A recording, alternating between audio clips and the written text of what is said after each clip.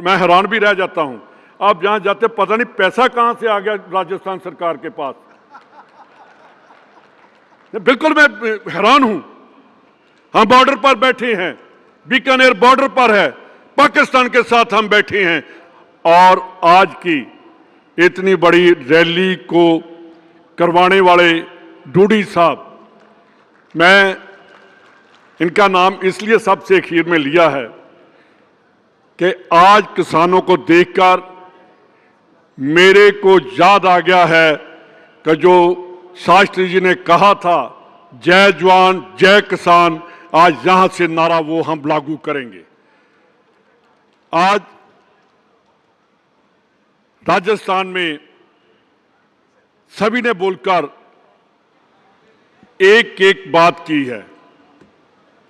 मैं तो आपको एक बात ही बताना चाहता हूं कि जो राजस्थान की सरकार ने पूरे हिंदुस्तान में काम किए हैं और किसी सरकार ने नहीं किया आज तक। इनकी योजनाएं जब मैं देखता हूं, मेरे को लगता है कि अगर पूरा हिंदुस्तान इनको लागू कर दे तो हिंदुस्तान में ना कोई रात को भूखा सोएगा और ना ही बिना इलाज के कोई ये कहेगा कि मेरे पास कहां से पैसा आएगा। मैं मोदी साहब को कहना चाहता हूं कि अगर देश को दिखाना है कि हमने क्या करना है तो राजस्थान से अशोक गहलोत जी का जो है योजना है उनको पूरे हिंदुस्तान में लागू कर दो। मैं सभी ने बोलकर किसानों की बात की। मैं एक बात पूछना चाहता हूं कि मोदी जी 1 साल से ऊपर पूरे हिंदुस्तान का किसान काले कानूनों के अगेंस्ट बैठा रहा दिल्ली में। 700 किसान शहीद हो गया। आपने कभी उनकी खबर नहीं ली। कभी तोमर साहब ने यह नहीं कहा कि किसान हमारी रीढ़ की हड्डी हैं। मैं बताना चाहता हूं मोदी साहब को कि कभी हिंदुस्तान अनाज के लिए बाहरले देशों के आगे हाथ लेकर जाया करता था कि हमारे लिए खाने के लिए दाना नहीं है, गेहूं नहीं है, चावल नहीं है। और इस साहब ये किसान जो बैठे हैं, इन्होंने हिंदुस्तान को आत्मनिर्भर कर दिया। अब हम एक्सपोर्ट करते हैं, बाहर से लेकर नहीं आते। मैं मोदी साहब ने 2022 में कहा था, दोबारा पहले 2014 में कहा, 2022 में कहा कि हम किसान की आमदन दुगनी करेंगे। मैं पूछना चाहता हूं कि मोदी साहब 2023 आ गया, बताओ कहां दुगनी हुई।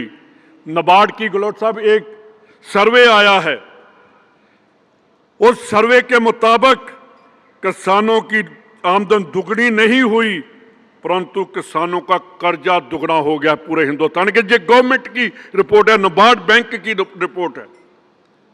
पर मोदी साहब चुप है क्योंकि उनके दोस्त बैठे हैं जिनको वो दिखाना चाहते हैं कि हम आपके लिए हैं।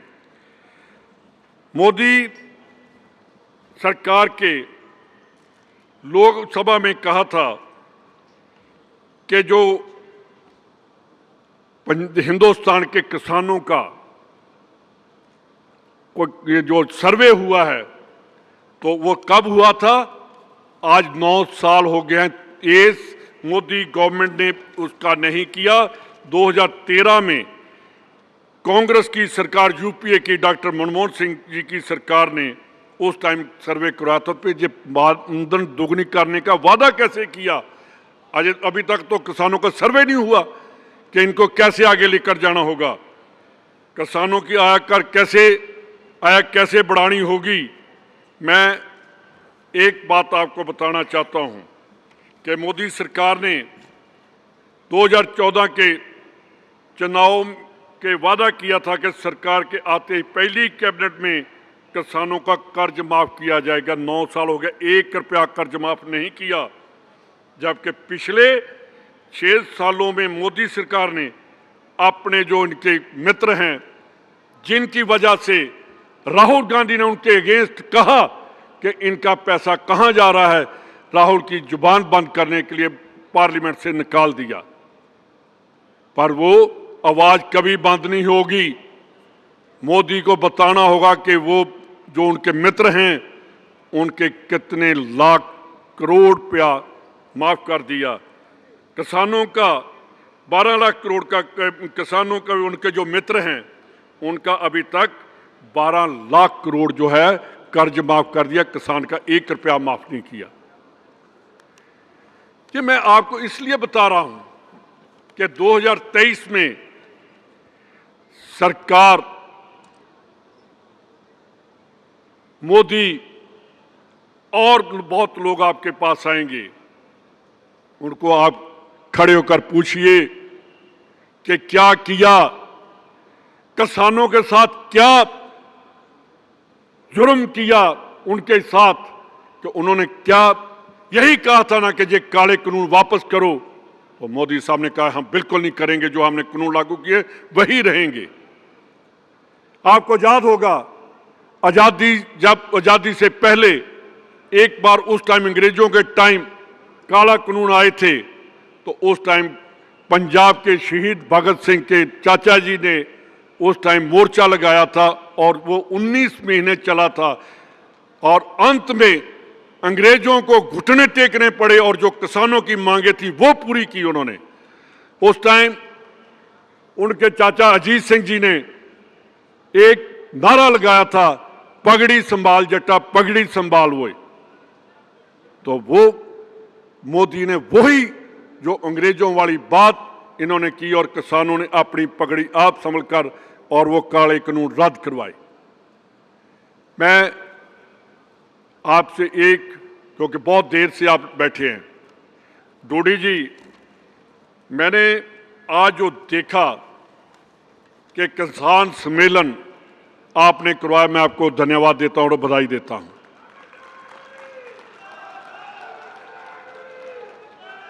मेरे को भी ऐसा लग रहा है कि 2018 में आप हार कैसे गए।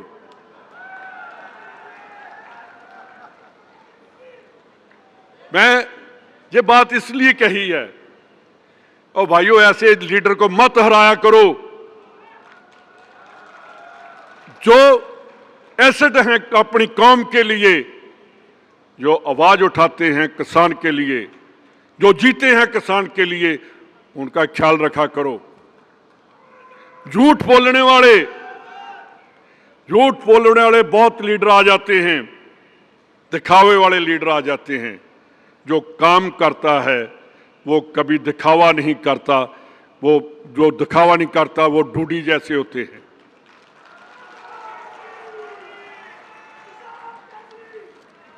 मैं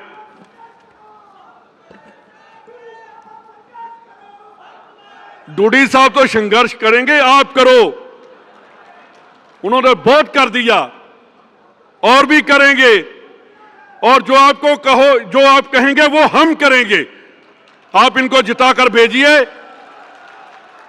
एक एक किसान 2023 में मोदी को जहां से प्रण करके जाए कि एक वोट नहीं डलनी चाहिए, अगर तभी देश बचेगा। हम बॉर्डर पर बैठे हैं, बीकानेर बॉर्डर पर है, पाकिस्तान के साथ हम बैठे हैं। उसकी जो आंख है पाकिस्तान की बुरी नजर जो है वो हम हिंदुस्तान को नहीं लगने देंगे। उनके जो मंसूबे हैं वो कभी नहीं हम पूरे होने देंगे। ऐसा तो नहीं कि यार कभी पुलवामा हो गया। मेरे को सीएम साहब आपको मैं बताना चाहता हूं कि अभी जो जवान शहीद हुए हैं पुंछ में, उनमें 4-5 में से 4 पंजाबी हैं। ये कहते हैं कि पंजाब के कभी अमृतपाल का नाम ले लिया। भाई हम बिल्कुल आतंकवाद के अगेंस्ट हैं, हमने आतंकवाद खत्म किया, कांग्रेस ने किया। तो जो अगर वो चारों तिरंगे में जब लिपट कर आए थे, हमें अब मोदी से कोई देशभक्ति की जरूरत नहीं। वो हमारे 4 जो शहीद आए हैं वो एक जिंदा सबूत है कि पंजाबी जो है वो देशप्रस्त है। एक जवान उनमें से ऐसा है, उसका बाप कारगिल में शहीद हुआ, तो दूसरा उसका बेटा पुंछ में शहीद होकर अपने घर वापस आया। यार क्या चाहते हैं ये बीजेपी वाले, क्या चाहते हैं? हमें देखना है कि अपने देश हमारा है। जिन्होंने देश के लिए कुर्बानियां की, देश उनका है। जो सिर्फ जुमलेबाजी करते हैं, देश उनका नहीं। मैं आपसे एक ही निवेदन करूंगा, क्योंकि बहुत टाइम से आप बैठे हैं। डूडी साहब ने आपको कहा बैठ जाओ, तो डूडी साहब मैं तो मान गया आपको कि लोग आपसे प्यार करते हैं।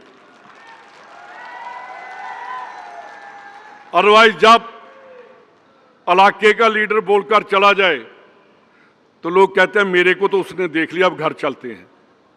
सबसे खुशी की बात यह है कि डूडी साहब ने कहा कि जितने लोग आए हैं अपने साधनों पर आए हैं, मैंने किसी को कोई बस कार नहीं दी, अपने आप आए।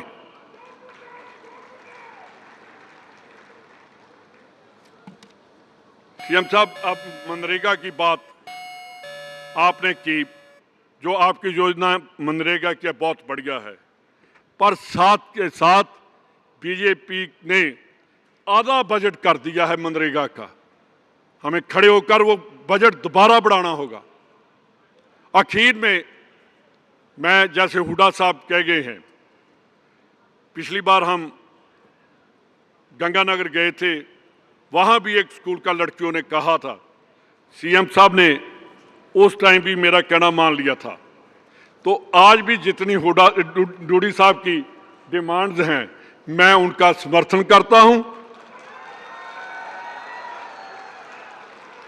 और कॉलेज जो इन्होंने मांगे हैं, मेरे को सबसे बड़ी ज्यादा खुशी है कि राजस्थान में 300 कॉलेज, और मैं जब बात सुनता हूं, कोई कहता मेरे एरिया में 3 कॉलेज हैं, कोई कहता मेरे 7 कॉलेज हैं।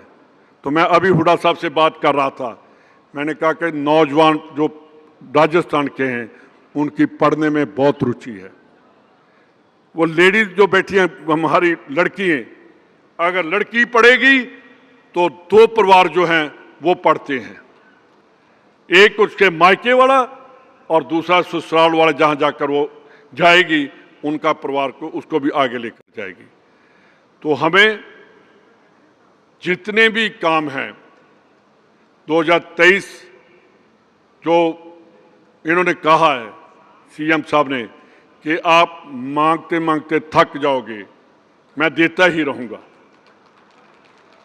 तो मेरा ख्याल ऐसे चीफ मिनिस्टर बहुत कम होते हैं। मेरी जितनी एज है, मैं बचपन से ही, क्योंकि मेरे फादर मेरे ग्रैंडफादर बनते रहे, तो मैं तभी से चीफ मिनिस्टर को देखता आ रहा हूं, पर ऐसा चीफ मिनिस्टर मैंने कभी नहीं देखा जिसने इतना काम किया। तो मैं एक वादा आपसे लेकर जाना चाहता हूं, आप दोनों हाथ खड़े करके कहोगे कि 2023 में कांग्रेस की सरकार जहां से हम स्टार्ट करेंगे, आज ही हम अपनी लड़ाई शुरू करेंगे। मेरे ख्याल पिछले अभी नहीं उठा रहे।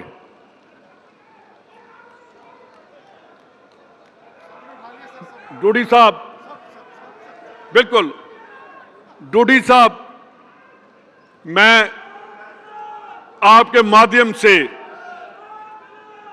जो स्टेज पर बैठे हैं इनको बधाई देना चाहता हूं कि ऐसे वर्कर हमें कांग्रेस में मिलेंगे। 2023 में हम दोबारा कांग्रेस की सरकार लेकर आएंगे। राजस्थान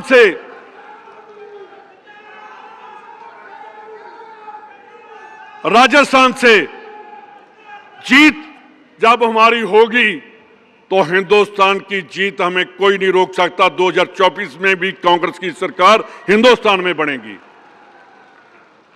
मैं दोबारा हमारे जो चीफ मिनिस्टर हैं, हमारे अध्यक्ष हैं डोटासरा जी, इनको बधाई देता हूं कि इन्होंने, जैसे गहलोत साहब आप बहुत पुराने कांग्रेस के लीडर हैं, आप कांग्रेस को अपना परिवार समझते हैं और मैं देखता हूं जब इतनी बड़ी स्टेट में कि हर वर्कर को इनको हर वर्कर का नाम भी याद है और बाय नेम उनको बुलाते हैं।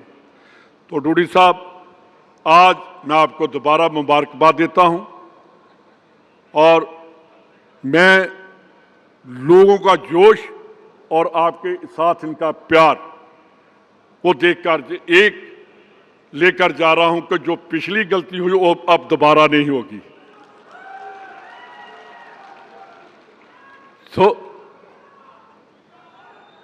गहलोत साहब, अब मेरे बाद आपने बोलना है, तो मेरा ख्याल कि इनकी एक मांग आपने मेरे को भी कई बार कहा और मैं हैरान भी रह जाता हूं, आप जहां जाते पता नहीं पैसा कहां से आ गया राजस्थान सरकार के पास। बिल्कुल मैं हैरान हूं कि इतना पैसा और इतनी खुलदिली से काम करते हैं। कभी किसी चीफ मिनिस्टर ने, हम भी रहे हैं 2-3 चौथी बार मैं भी बन गया हूं एमएलए, कभी चीफ मिनिस्टर बहुत चीफ मिनिस्टर कंजूस होते हैं, उनकी जेब ही देखनी पड़ती है, दे दो भाई दे दो। ये कहते हैं मेरी तो जेब खुली है, ले लो मेरे से कुछ भी ले जाओ, लेकर कांग्रेस को वापस लेकर आ जाओ।